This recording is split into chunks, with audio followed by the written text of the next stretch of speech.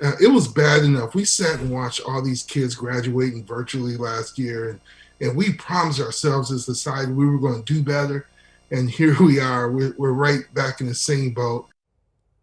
A Valley High School football team being forced to shut down practice because of a potential COVID outbreak. 105 players on the Desert Vista football team are impacted by this right now. Right now, at least 6 players have tested positive for COVID, and more than 12 others are in quarantine. It is a huge story that's developing right now. Monica Garcia had a chance to actually speak to one of the players on that football team who says the virus, Monica, not just impacting his football season, this could change his academic future.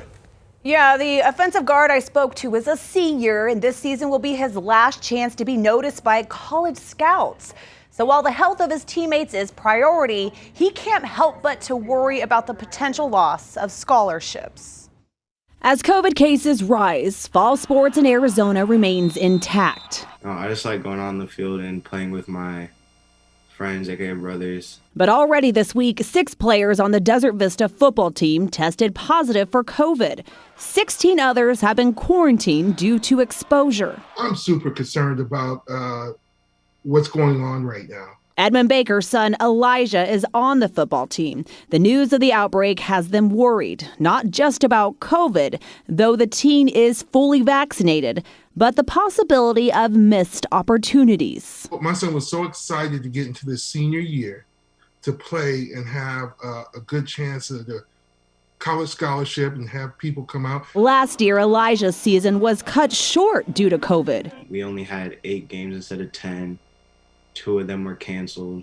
Meanwhile, practice at the high school has been put on pause until next week, per the Arizona Interscholastic Association's guidelines. You know, we will work with the schools as far as getting games made up, getting games in there. Obviously, football is a little bit harder. You can only play 1 game a week. Seth Polanski with the AIA says while there is a lot of buffer built into the fall season, they are leaning on the Sports Medicine Advisory Committee to monitor COVID numbers. This year, if we continue on, we're going to miss a lot of games again. And again, this is going to tear his senior year up.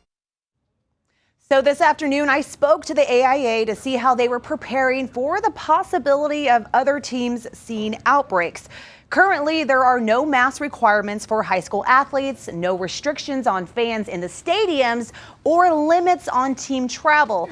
But Brandon, Yetta, they say guidelines can change anytime if numbers keep going up. In the newsroom, I'm Monica Garcia. Back to you.